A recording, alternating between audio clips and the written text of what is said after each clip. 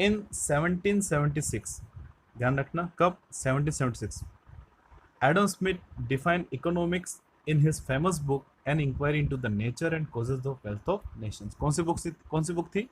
N inquiry into the nature, an inquiry into the nature and causes of wealth of nations. सबसे पहले उसमें Adam Smith ने wealth और definition बताई थी, और उनके अकॉर्डिंग डेफिनेशन क्या थी? Economics is an inquiry into the nature and causes of wealth of nation. उनकी जो डेफिनेशन थी, उसी डेफिनेशन को उन्होंने बुक का नाम दिया गया था। कब लिखी थी? 1776। ऑथर कौन है? Adam Smith. किससे रिलेटेड है? Wealth oriented. ध्यान रखना 1 मार्क्स के या 2 मार्क्स के क्वेश्चन जल्दी इसमें पूछते हैं एग्जाम में। फिर उनके जो फॉलोअर थे, यानी उनके ग्रुप से रिलेटेड थे, जेबी से, उनके अकॉर्डिंग, तो according to him economics is a science that studies about wealth. क्या बताया उन्होंने भी? इकोनॉमिक्स साइंस है, किसकी स्टडी करता है वो? वेल्थ की, यानी उन्होंने भी उसको वेल्थ से रिलेटेड बात दिया। फिर उसके बाद according to Walker, economics is the name of the branch of knowledge which is related to wealth. तो यहाँ पर वो भी आकर कहाँ रुक गए? वेल्थ पर। उन्होंने भी wealth oriented, wealth concentrate definition ही दी है। तो कुल मिलाकर जेबी से, एडम स्मिथ और वॉकर, इन तीनों ने वेल्थ ओरिएंटेड डेफिनेशन दी है।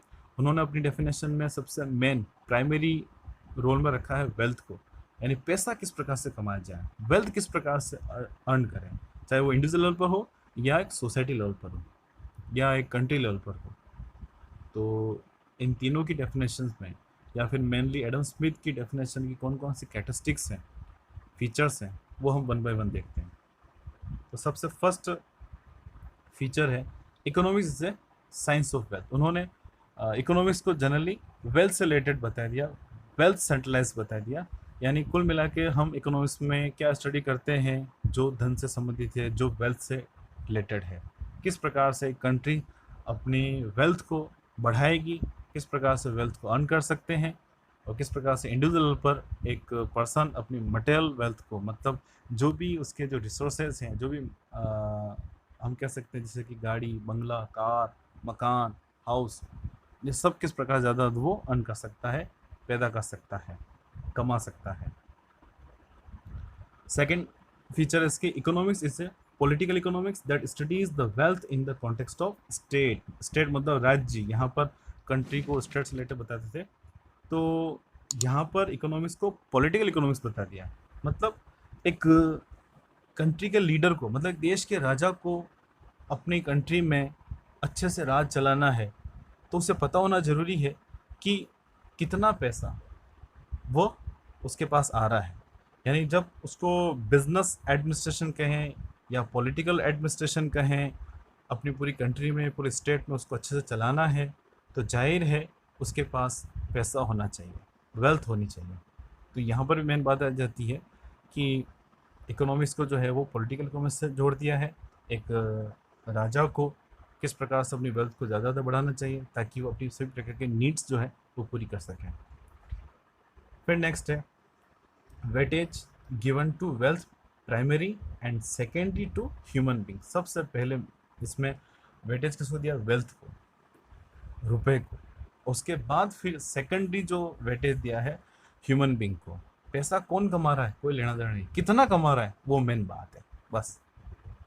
फिर hypothetication about economic man who works always for wealth, मतलब ऐसे पर्सन की इसमें इमेजिनेशन किया गया जो हमेशा काम किसके लिए करता है? वेल्थ के लिए, पैसा कमाने के लिए काम कर रहा है, समाज की भलाई के लिए कोई काम नहीं कर रहा है, सिर्फ वो पैसा कमाने से रिलेटेड सब कुछ काम कर रहा है।